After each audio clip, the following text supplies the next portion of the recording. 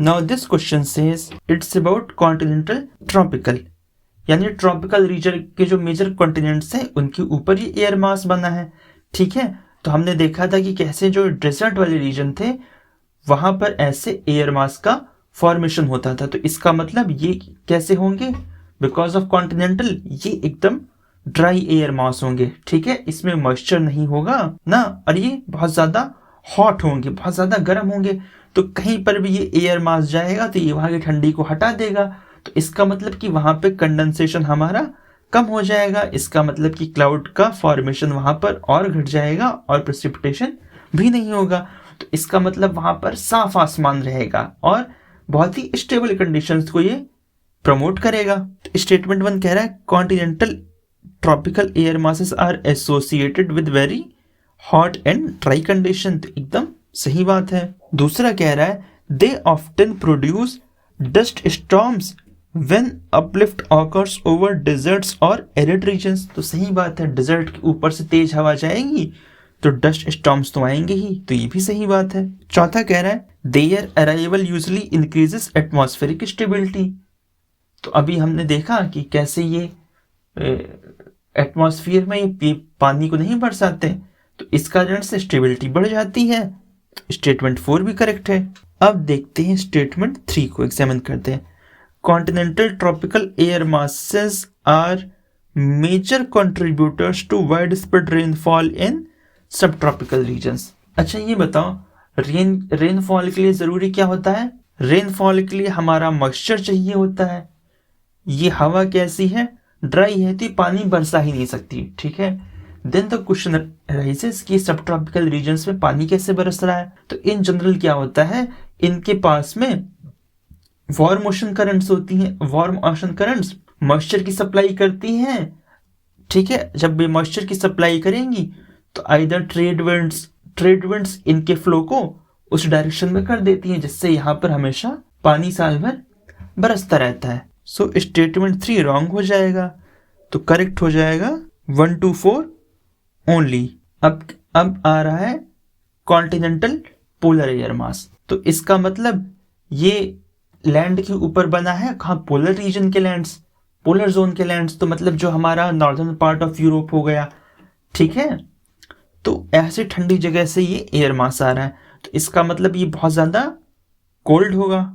ठीक है, और बहुत ज्यादा ड्राई होगा। तो इसका मतलब कहीं पर भी अगर ये जाएगा तो ये बरसात नहीं करा पाएगा, क्योंकि इसके पास में मॉइस्चर नहीं है। तो मतलब it would help in creating dry conditions. और एक बात ध्यान रखना कि ये हमारा पोलर सेल के अंदर ये एक्टिव होगा। ठीक है, अब एक चीज और देखो, तो हमने देखा था जो ये पोलर सेल बन रहा था, पोलर सेल ऐसे बना था। ठीक है, ये हवा गई थी वापस आके डिसेंड हुई थी। जब ये ऊपर टकराई थी तो इसका एक पार्ट इधर गया था, 30 डिग्री की तरफ गया था। तो मतलब कि ये जो कॉन्टिनेंटल पोलर एयर मास था ये फेरल सेल में यूज होता है, फेरल सेल में भी यूज होगा। और यहां से मैरीटाइम ट्रॉपिकल एयर मास आएगा, तो यही दोनों एयर मास मिलकर के फिर फ्रंट का फॉर्मेशन कर रहे थे, जिससे क्लाउड फॉर्मेशन हुआ था और प्रेसिपिटेशन। तो इसका मतलब ये भी हमारे मिड लैटिट्यूड्स के अंदर प्रेसिपिटेशन को सपोर्ट करते हैं। अब स्टेटमेंट 1 कह रहा है continental polar air masses are responsible for clear cold and stable weather over continental interiors. तो बिल्कुल सही बात है, इसको हमने देख लिया। फिर कह रहा है when continental polar air masses move over warmer water surface it can generate heavy snowfall. अब एकदम ठंडा एयर गया, ठीक है, अब इसमें मॉइस्चर मिल गया।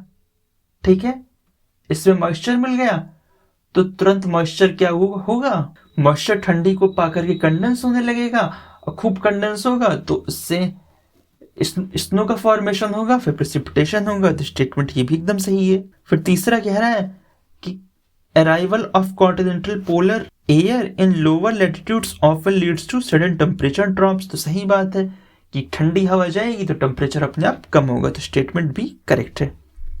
चौथा कह रहा है continental polar air masses are major source of warm advection in tropical region.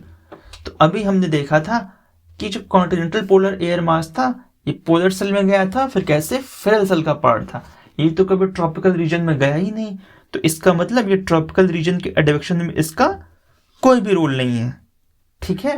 तो स्टेटमेंट 4 एकदम करेक्ट है। तो करेक्ट आंसर होगा option 1, 2 and 3, continental arctic air मास, ठीक है। तो मतलब ये कहाँ पर बनेंगे, ये हमारे ग्रीनलैंड रीजन, हमारा अंटार्कटिका रीजन जो साल भर बर्फ से हमेशा ढका रहता है, जहाँ का टेम्परेचर 0 डिग्री सेल्सियस से हमेशा नीचे होता है।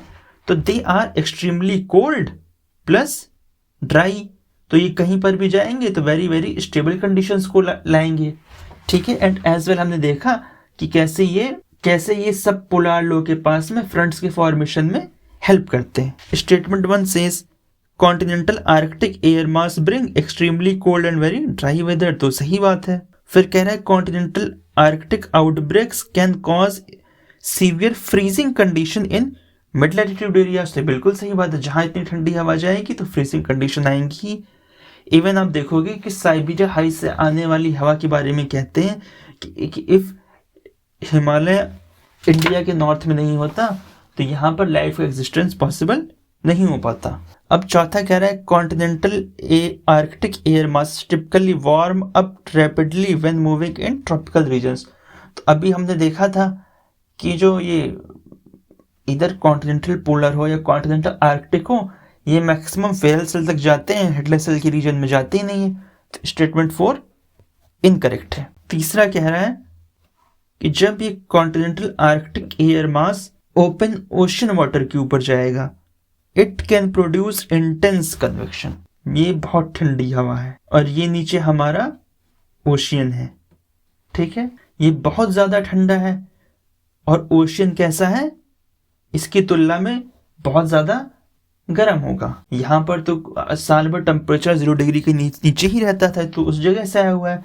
तो जो इसके नीचे की लेयर होगी, जब ये ओशन बॉडी के कांटेक्ट में आएगी तो ओशन बॉडी से हीट इसकी तरफ जाएगी, और जैसे हीट इसकी तरफ जाएगी तो ये तुरंत इसके एयर मास के नीचे की लेयर ऊपर मूव करेगी। तो ऊपर की जो ठंडी लेयर है फिर वो नीचे आएगी, फिर वो नीचे से गर्म होकर के ऊपर जाएगी। तो इसका मतलब कन्वेक्शन का प्रोसेस इसमें स्टार्ट हो जाएगा। तो स्टेटमेंट 3 जो हमारा है एकदम करेक्ट है। तो statement A would be correct answer. So we have covered all our questions. I hope you enjoyed, and